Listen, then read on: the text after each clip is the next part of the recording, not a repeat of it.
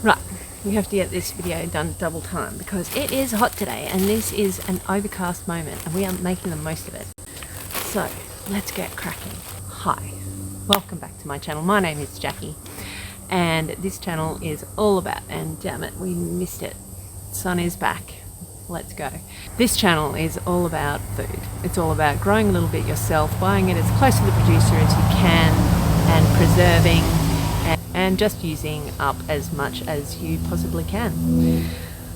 If this is something you might be interested in, then please do consider subscribing. Today I'm going to talk about what the seeds that I'm going to be planting in February. Now, I just want to note, I actually don't have all of my seeds because in having a think about this, I've realised I actually need some more seeds in order to plant everything that I want to plant.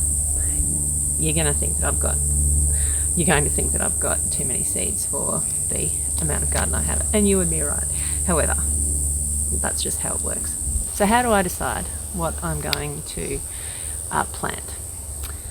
So basically, there's a couple of things that I think about. The first thing is, what does my family eat? A consideration of that too is, what can they come out to the garden and just eat straight off the vine? I have a 3-year-old, and if he can come out and pick some beans or pick some cherry tomatoes or pick a cucumber and have a snack, I just think that that is worth a lot. So I will always plant those types of foods that he can just come out and grab straight out of the garden. The second thing is, what will I find interesting enough to keep me interested throughout the growing season? Having a veggie garden is hard work and it takes a lot of time and energy and effort, and so I need to be kept interested throughout the growing season. And the third thing is, which is a new thing for me, I hadn't thought about this, but I was listening to a podcast recently, and it was Jessica Sowards from Roots and Refuge Farm, and she talked about actually going through cookbooks and finding a really good recipe that you want to try, and then growing whatever that vegetable champions, or finding a whole series of recipes for a particular fruit or vegetable. I just thought that was a really interesting way of thinking about it. So I have been going through a few more cookbooks this year and just trying to work out exactly what I want to cook. So once I kind of think through all of those things and I come up with a bit of a list. I'm not a heavy planner. I don't do lots and lots of planning. I don't know from, I don't go, okay, I've got this much space and I have this many plants in this big area and so I'm going to plant this many. I probably should, but that's not how my brain works. So I am a bit more fly by the seat of my pants. However, I do need to think more about that sort of thing, need to take better records, that sort of thing. So that is a big focus this year. I'm going to take a lot more records, put a bit more thought into it. But I'm not going to, go from one extreme to the other. So, but in this video, I'm just going to talk about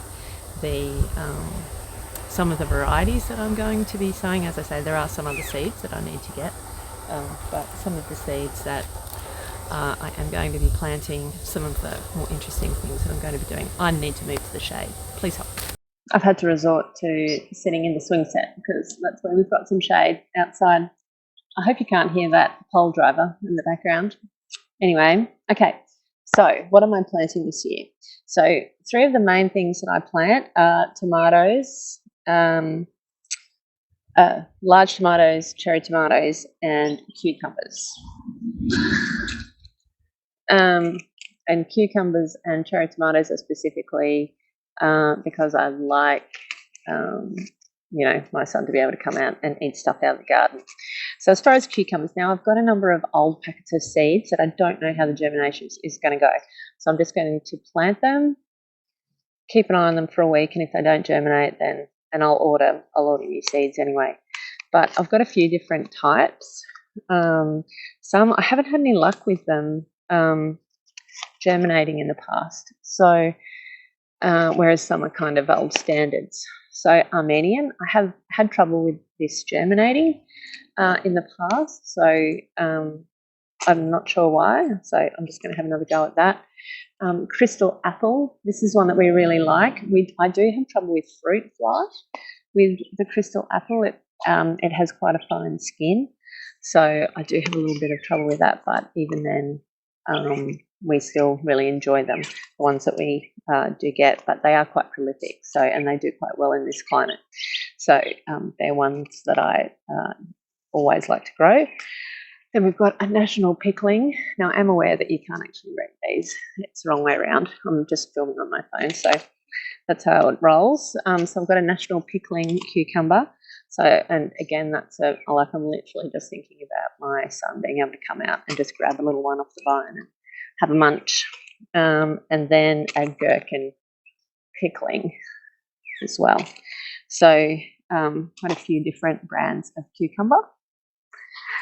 Now, the next one is the tomatoes. So now, tomatoes are a bit problematic for me. I haven't had a great lot of success with large tomatoes in the past. I actually did in my first year, and I think I might have just lucked it as far as the time of year that I sowed them. And I had a lot less going on then.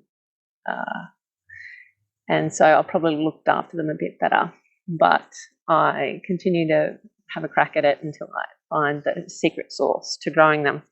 So this year, this Aunt Ruby's green. These are really interesting. I love growing them. They stay green, but you can tell that they're ripe. Their shoulders kind of go a bit yellow, and you can tell that they're ripe, but they're really cool. I've got this pineapple tomato. I haven't had a lot of success with this in the past, but I'm going to have another crack at it this year and just see how they go.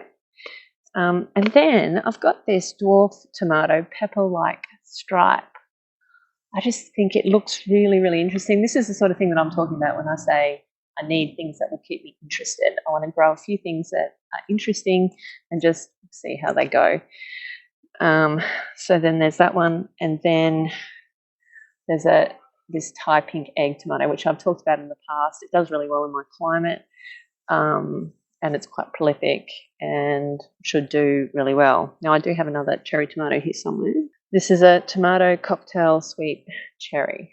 I think this is going to be quite a small little cherry tomato, but they're often, if they're really, really small, they're often really sweet, and they do really well in my climate, and they don't get affected by fruit fly. That's the same with the Thai pink egg. They're not as affected by pests as some of the large tomatoes. So, but I think I'm going to actually buy some more cherry tomato seeds. They do a lot better in my climate, so I'm going to buy a few more varieties of those. Now, beans. I had a volunteer snake bean a couple of months ago, and it was really, really prolific. It did really, really well. We got so many beans off it, and so I saved seeds from that plant because it did really, really well. It ended up succumbing to the humidity and the constant rain and all that sort of stuff. So, but I did save some seeds, but that is something that I will do. I will save seeds off really successful plants. And then, so there'll be that snake beans. And then I haven't done a lot of bush beans. This is a Cherokee wax. So I'm going to give them a go. So instead of them growing up a trellis, they just sort of bush on the ground, and they're a bit sort of lower. Well, I hope they're a bit lower maintenance than the trellising beans. And then I'm going to try this tropical Lima bean. Now, this is one that you don't actually eat the string of the pod, I guess. You eat the actual individual beans. So I was going to plant this. I mean, you only get 5 seeds in a packet. I thought that was interesting. So anyway, we'll see how that goes, see if it's successful. But they're a perennial, so supposedly they do a lot better in the second year, but will bear heavily in the second and subsequent years. So I've got to keep it alive. I've got to keep it alive for 2 years. Anyway, we'll see how that goes. As I've mentioned in the past, if you've been around for a while, we do eat a lot of zucchini. So I continue to attempt to grow zucchini. Doesn't like the humidity in summer, but I'm hoping sort of over this autumn slash early winter, I might have a bit more success. So I'm going to try a Black Beauty zucchini, because we do eat quite a lot of those as a family. Now, I do have a very successful eggplant plant, but those beds are actually going to be moved. So what I'm thinking is I'm going to cut that right back, see if I can transplant it. May or may not work. So I'm going to plant some more eggplants. If it's as prolific as the current one that's in there, which eggplants seem to do really well in my climate, they are often quite prolific, I will only need one plant, and that's plenty of eggplants for us. And then we've got a capsicum, just a California wonder. Again, this is something that I have had a bit of trouble with in the past, but it is something that I would like to kind of perfect and be able to grow, because capsicums, again, are one of those things that we do eat, and, you know, I really like marinated capsicum and things like that.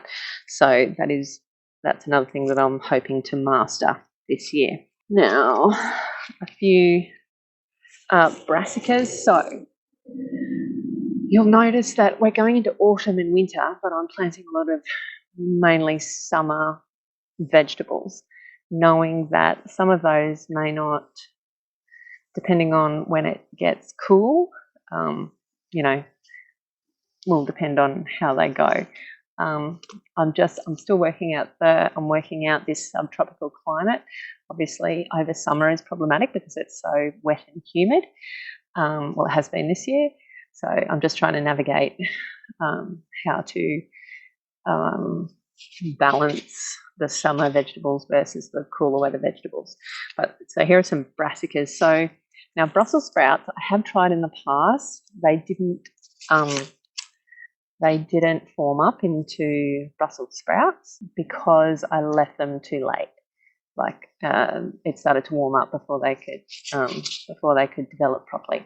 But I spoke to a very experienced gardener who's in a different climate to me, but his suggestion was to plant them really early, nurse them through the hotter part of the season, and just see how they go. So they're a bit of an experiment, but I'm going to give Brussels sprouts a go. I always like to have a plant or two of kale. We don't eat a lot of it, but I do use it.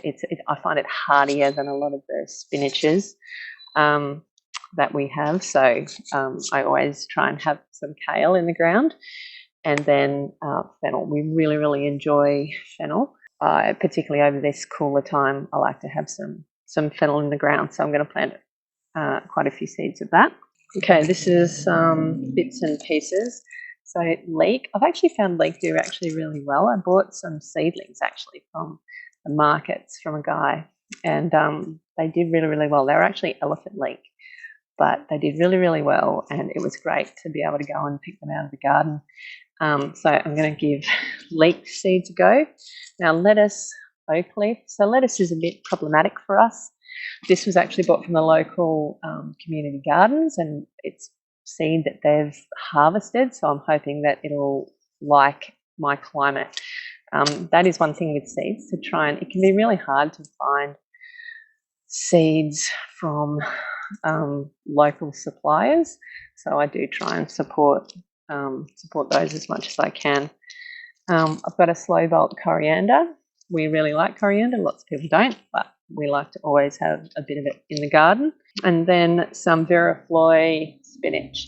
Yeah, we just like to have some leafy stuff to add into different things. So giving that a go. And then we cook a lot of curries and that sort of thing.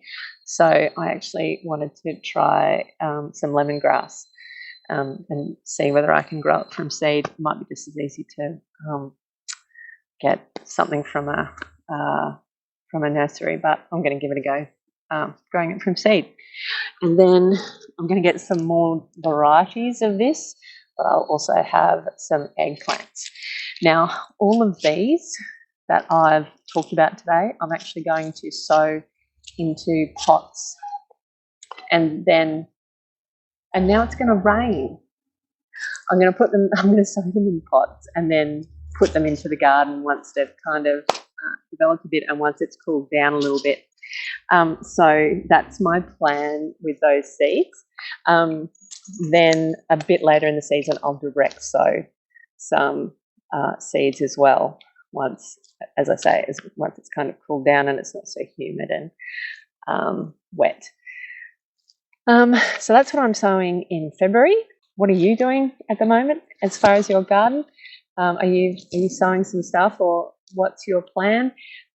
Please let me know. It'd be great to hear. Thank you very much for hanging out with me today. I'll see you soon.